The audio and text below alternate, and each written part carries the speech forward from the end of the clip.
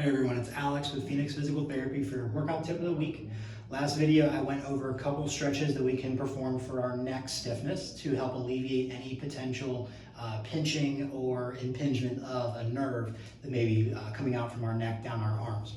So after those stretches, we want to try to reinforce our functional range of motion. So when I say functional range of motion, I would mean simply things like we would do it on an everyday basis. So if we're driving in traffic, we need to look over to see if our blind spot is safe or not. Or if we're doing some desk work, we're looking down towards something. Or if we're trying to look up towards the ceiling, if we're someone who does a lot of overhead work for our job, those are what we consider functional ranges of motion. So after we would stretch things out, we want to try to find some very gentle ways of performing those range of motion exercises.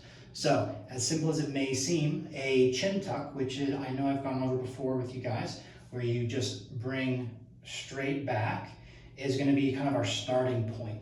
So coming back into retraction, followed by extension, looking up towards the ceiling, is going to help to restore that upward motion, but in a way that will not compromise some of the upper cervical spine areas. If I'm sitting here and I just look up, all of that motion, the majority of that motion comes from high up in my neck, as opposed to if I come back and then go back this way, most of that comes from the middle to lower segments of my spine. So again, this is upper cervical, this is lower cervical. And if I combine them, we get lower cervical, upper cervical. That's how we maximize our range of motion. Most people just look up with their upper cervical, and that's typically because our lower segments are very stiff.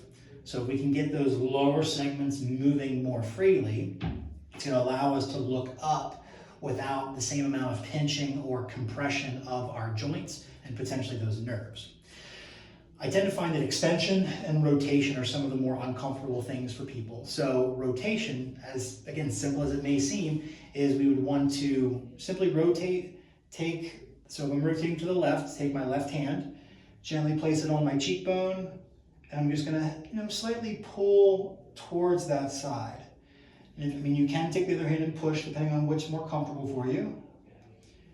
And you should feel a little bit of a stretch through your neck.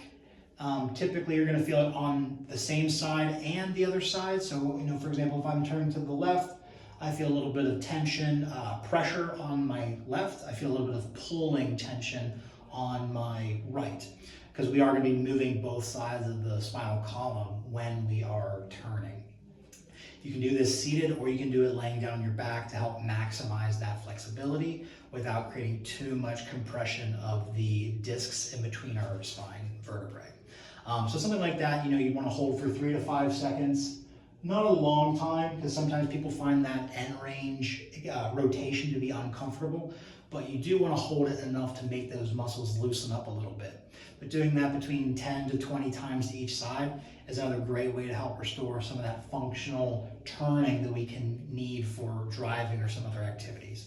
So once we address the muscle tension and we restore some of the functional range of motion, from there we can progress to other strengthening exercises. So if you ever have any questions about what those exercises may be, please don't hesitate to reach out to me here at Phoenix Physical Therapy.